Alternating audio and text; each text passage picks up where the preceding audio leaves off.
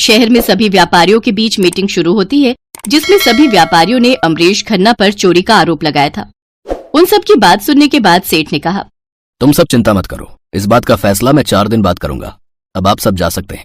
सबके जाने के बाद सेठ जी अमरीश से कहते हैं, व्यापारियों का सारा पैसा आपके खाते में रखा जाता है। अगर अकाउंट से सारा पैसा गायब होता है तो सीधे तौर पर शक आपके ही ऊपर जाता है। तो कहिए, ये बात सच है या झूठ? अब आपने सच कहा सेठ जी, व्यापारियों का 50 करोड़ मैंने ही चुराया है। अगर आप मुझे निर्दोष साबित कर दें तो उसमें से 25 करोड़ मैं आपको दे दूंगा। सेठ जी उसे थप्पड़ मारकर वहाँ से चले जाते हैं। साथ ही उसे जेल भेजने की धमकी भी देते हैं। थप्पड़ मारने से अमरीश खन्ना गुस्से में आ जाता है और वो गुंडों को कहकर सेठ धनपत के शोरूम में आग लगवा देता है। अब देखो कैसे वो सेठ सड़क पर आता है। सेठ के शोरूम में आग लगने के कारण उसमें रखा लाखों का माल जलकर खाक हो जाता है, जिससे सेठ धनपत सड़क पर आ जाता है। इस सदमे से सेठ की तबीयत खराब हो जाती है और उन्हें पैरालिसिस का अटैक आ जाता है। उन्हें हॉस्पिटल ले जाया जाता है, लेकिन सेठ के पास इतने पैसे भी नहीं बचे थे कि वो अपना इलाज करवा सके। हमारा सब कुछ चला गया, भैया की तबीयत इतनी खराब हो गई, ऊपर से अनिकेत भैया भी अपने दोस्तों के साथ गोवा घूमने गए हैं और फोन भी नहीं उठा रहे। अब भैया के इलाज के लिए पैसे कहाँ से आएंगे? मैं कुछ इंतजाम करता हूँ। मनोज अपने गांव की आधी जमीन बेच देता है और उससे अपने मालिक का इलाज करवाता है, लेकिन वो पूरी तरह से ठीक नहीं हो पाता। जब अनिकेत वापस आता है तो उसे सारी बात पता चलती है। अब भैया तो अपाहिज हो गए और ये राम्या भी शादी के लायक हो गई है। अगर ये मेरे साथ रहे तो इनका सारा खर्चा भी मुझे ही उठाना होगा। वो घर अनिकेत के नाम पर था, इसलिए वो अपने बड़े भाई और बहन को घर से निकाल देता है। छोटे मालिक, आपको शर्म आनी चाहिए। जब सेठ जी का अच्छा समय था तो आप उनके पैसों को खूब उड़ाते थे, लेकिन अब जब उनका बुरा वक्त आया है तो आपने उनको उन्हीं के बनाए हुए घर से निकाल दिया। ये मत भूलिए, ये घर उन्होंने ही खरीदा था और आपके नाम कर दिया था। नौकर होकर मुझसे जुबान लड़ाता है। अनिकेत उसे जोरदार थप्पड़ मारता है। मनोज सेठ जी और राम्या को लेकर अपने गांव आ जाता है। अब मनोज गांव में ही मजदूरी करने लगा और राम्या घर संभालती। दोनों मिलकर सेठ जी का ध्यान रखते। और फिर एक रोज जब मनोज काम से घर लौट रहा था तो एक सफेद कपड़ों में भागता हुआ आदमी उसके पास आया और मनोज से कहने लगा, तुम इस गांव के लगते हो, ये सीसी और ये फाइल तुम रख लो। लेकिन इसमें है क्या? ये बहुत ही काम की चीज है, इसे तुम रख लेना, लेकिन कभी किसी गलत आदमी के हाथों में इसे मत पड़ने देना। अब मुझे जाना होगा, गुंडे मेरे पीछे पड़े हैं।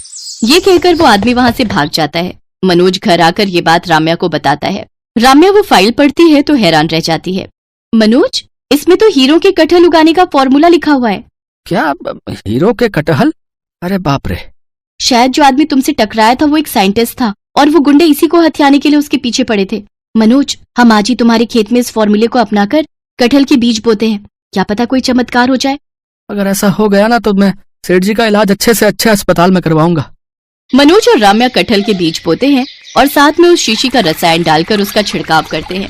एक हफ्ते बाद जब वो उस खेत में जाते हैं तो देखकर हैरान रह जाते हैं। उस खेत में बड़े बड़े पेड़ लगे होते हैं जिनमें ढेर सारे हीरों से जड़े हुए कटहल लगे हुए होते हैं। ये तो चमत्कार हो गया, इतने सारे हीरों के कटहल। आज मैं बहुत खुश हूँ राम्या। वो दोनों सबसे पहले सेठ जी का इलाज बड़े से बड़े अस्पताल में करवाते हैं।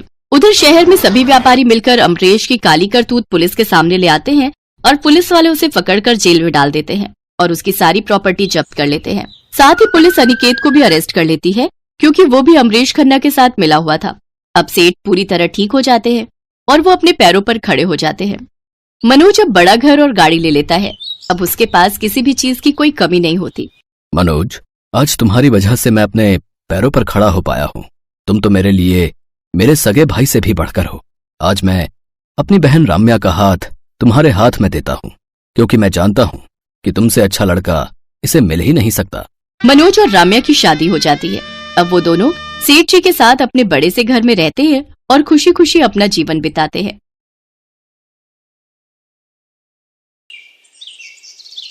ओह, जल्दी जल्दी कर, तुम लोगों के लिए क्या सारा दिन यहीं बैठा रहूंगा मैं? हैं?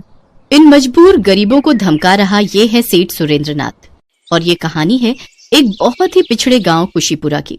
इस गांव में रहने वाले ज्यादातर लोग खेती किसानी करके ही अपना पेट पालते थे, लेकिन खेती में कई बार फसल अच्छी होती है तो कभी नुकसान भी उठाना पड़ता है और इसी बात का फायदा उठाता था इस गांव का ही जमींदार सुरेंद्रनाथ, जो बहुत ही घमंडी और चालाक आदमी था।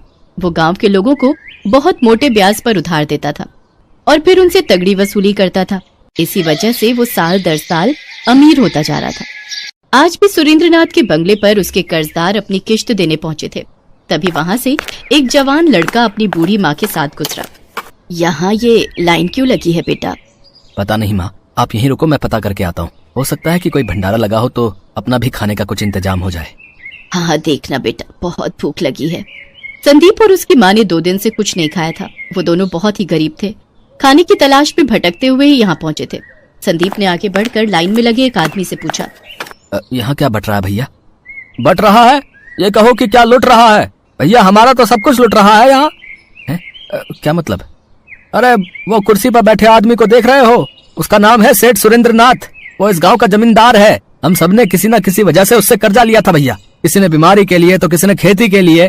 मैंने अपनी बिटिया की शादी के लिए 3 साल पहले उससे कर्जा लिया था। 3 सालों में कर्जे से 2-3 गुना ज्यादा पैसे दे चुका हूँ, लेकिन उसका कर्जा है कि खत्म ही नहीं हो रहा। बड़ा पैसे वाला आदमी लगता है। अरे क्या खाक पैसे वाला है। इसके बाप के पास थोड़ी सी जमीन थी, फिर उसने कर्जे पर पैसे देना शुरू कर दिया और आज आधे से ज्यादा गांव की जमीन हड़प ली है इसने। तो आप लोग इसका विरोध क्यों नहीं करते? मत दो ना उसे पैसे। अरे पिटवाओगे क्या है? वो पीछे लठैत देख रहे हो? जो टाइम पर उसका पैसा नहीं देता है, वो अपने लठैतों से उसकी सारी हड्डी तोड़वा देता है भैया। पैसा तो देना ही पड़ेगा, बिना मार खाए दे दो तो ही फायदा है।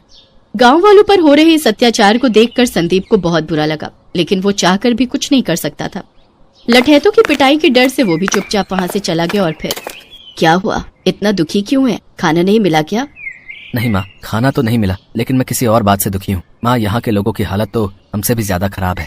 माना कि हमारे पास कुछ नहीं है, लेकिन हम कभी कर्जे में तो नहीं दबे। पर इस गांव के सारे लोग इस जमींदार के कर्जदार हैं और वो उन पर बहुत अत्याचार कर रहा है। माँ अब चलो, छोड़ो ये सब, चलो हम यहाँ से चलते हैं। कैसी बातें कर रहा है तू? तेरे बाबा ने तुझे यही सिखाया था क्या कि किसी को मुश्किल में छोड़कर भाग जाए तू? ओहो माँ, अब बाबा की याद दिलाकर मुझे और दुखी मत करो। अरे तू इतना समझदार है, कुछ करना इन बेचारों के लिए। हमेशा हम ही लोगों की मदद करते रहते हैं, पर हमारी मदद तो कोई नहीं करता। माँ तू भगवान पर भरोसा रख बेटा और अपना कर्म कर, बाकी ऊपर वाला सबका निगहबान है। जब संदीप और बूढ़ी माँ आपस में बातें कर रहे थे, तभी वहाँ एक औरत उनके पास आई। आप लोग कौन हो? पहले तो आप लोगों को इस गाँव में नहीं देखा। जी, हम बहुत गरीब हैं और यहाँ खाने की तलाश में आए हैं। अच्छा ऐसी बात है, तो आओ चलो मेरे साथ। मेरा नाम कमला है और मेरे पास आप लोगों के लिए खाना है। संदीप अपनी माँ के साथ कमला के घर चला गया, जहाँ कमला ने उन दोनों को भरपेट खाना खिलाया। और फिर, तुम्हारा भला हो बेटी, तुमने गरीबों को अन्न दिया। कोई बात नहीं अम्मा, खाना तो अच्छा लगा ना आपको? हाँ जी, बहुत ही बढ़िया। और खास तौर पर ये जो आपने कटहल का अचार दिया था ना, आहा, क्या बढ़िया अचार है ये, खाकर मजा ही आ गया। संदीप की बात सुनकर कमला की आंखों में आंसू आ गए। दरअसल उसके पति को भी कटहल का अचार बहुत पसंद था, लेकिन सेठ सुरेंद्रनाथ का कर्जा चुकाने के लिए वो दिन रात मेहनत करता था और एक दिन खेत में काम करते करते ही वो मर गया। कमला उसका कर्जा नहीं चुका पाई, तो उसे मजबूरी में अपना खेत सुरेंद्रनाथ के नाम करना पड़ा। कमला की कहानी सुनकर संदीप को बहुत गुस्सा आया और उसने ठान लिया कि अब वो सुरेंद्रनाथ को सबक सिखाकर ही रहेगा। उस रात संदीप और उसकी माँ कमला के घर पर ही सोए, लेकिन संदीप की आंखों में नींद नहीं थी। वो गहरी सोच में डूबा हुआ था। और फिर, ठीक है बेटा सुरेंद्रनाथ, तूने भोले भाले गांव वालों को ठगाया ना, तो अब देख मैं तेरे साथ क्या करता हूँ, देख तू। ठीक आधी रात को संदीप उठा और सुरेंद्रनाथ के बंगले की तरफ चल दिया। संदीप ने अपना मुंह ढका हुआ था। वो छिपते छिपाते बंगले के अंदर पहुंच गया। उसने देखा कि वहां पर एक बक्सा रखा हुआ था, जिसके पास ही एक मोटा तगड़ा लठैत सो रहा था। लगता है कि इस बक्से में वही पैसा है जो आज गांव वालों से लिया गया है। कुछ सोच संदीप, कुछ सोच। कुछ देर सोचकर संदीप ने बंगले के बाहर खड़ी गाड़ी पर एक पत्थर दे मारा। पत्थर की आवाज सुनकर लठैत की नींद टूट गई और वो फौरन गाड़ी की तरफ भागा। तभी मौका पाकर संदीप को बक्सा लेकर वहां से चंपत हो गया। संदीप ने जैसा सोचा था, वाकई उस बक्से में बहुत सारे पैसे थे, जिन्हें बाहर निकालकर संदीप ने खाली बक्सा तालाब में फेंक दिया। इसके बाद अगले दिन वो शहर चला गया, जहाँ से उसने शानदार कपड़े, 2 सोने के सिक्के और एक घोड़ा खरीदा, साथ ही एक मिट्टी का बर्तन भी, जिसे उसने कमला के बनाए कटहल के अचार से पूरी तरह भर दिया। मटके का मुंह उसने लाल रंग के मखमली कपड़े से बांध दिया। संदीप के मन में पूरी योजना तैयार थी। वो शहर के खरीदे हुए कपड़ों को पहनकर अपने घोड़े पर सवार होकर वापस तालाब के किनारे पहुंचा, जहां सुरेंद्रनाथ अपने 2 लठैतों के साथ अपना बक्सा ढूंढ रहा था। तभी संदीप ने सुरेंद्रनाथ को आवाज लगाई, जरा इधर आओ। अबे ये कौन है बे? देखने में तो कोई नौटंकी वाला लगता है। सुनता नहीं है क्या? जादूगर विश्व प्रताप को प्रणाम कर। अच्छा, तो आप जादूगर हैं? और नहीं तो क्या। अच्छा सुनो, हम हिमालय से मीलों का सफर तय करके अपने राज्य जा रहे हैं। बहुत थक गए हैं, हम स्नान करना चाहते हैं। ये तालाब हमें बहुत ही साफ और अच्छा लग रहा है। तुम एक काम करो, हमारे इस घोड़े को पकड़ो और इसका ख्याल रखना, ठीक है? हम बस कुछ ही क्षणों में स्नान करके आते हैं। और हाँ, ये लो। संदीप ने अपनी जेब से 2 सोने के सिक्के निकाले और सुरेंद्रनाथ की तरफ फेंक दिए। सोने के सिक्के देखकर सुरेंद्रनाथ की आंखें फटी की फटी रह गई। अब उसे यकीन हो गया था कि ये कोई छोटा मोटा आदमी नहीं है। जब संदीप तालाब से नहाकर लौटा, हम खुश हुए। लाओ, हमारा मटका हमें दे दो। जी जी, ये लीजिए। वैसे इस मटके में ऐसा क्या है जो सिर्फ इसका ध्यान रखने के लिए आपने मुझे सोने के सिक्के दे दिए? क्यों, और सिक्के चाहिए क्या? नहीं नहीं, मैं तो बस ऐसे ही पूछ रहा था। इसमें कटहल का जादुई अचार है।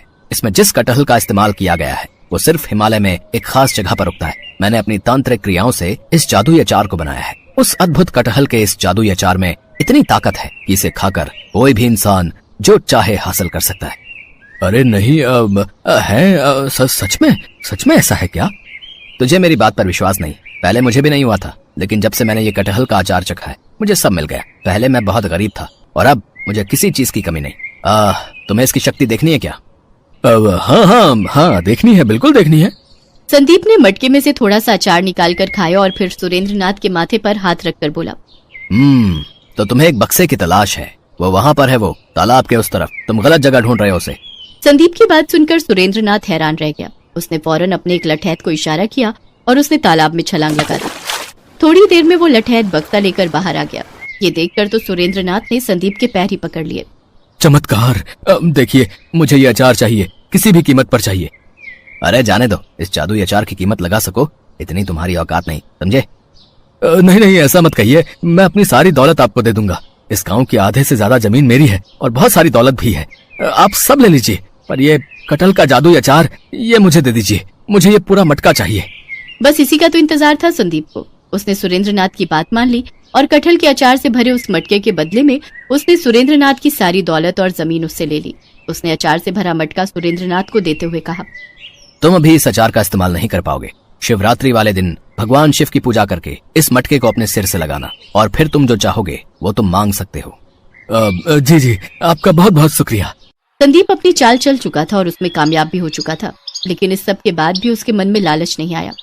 उसने गांव वालों को उनकी जमीनों के कागज लौटा दिए और कुछ पैसा कमला को देकर अपनी माँ को अपने घोड़े पर बिठाकर वहाँ से जाने लगा। अरे, तेरे पास ये घोड़ा कहाँ से आया और तूने कमला को इतने सारे पैसे कहाँ से दिए? संदीप की माँ सवाल पूछ रही थी, लेकिन संदीप बस मुस्कुराते हुए घोड़ा दौड़ा रहा था। उधर गांव वाले फिर से आबाद हो गए थे और सुरेंद्रनाथ कटहल के अचार से भरा मटका लिए बस शिवरात्रि का इंतजार कर रहा था। इस बात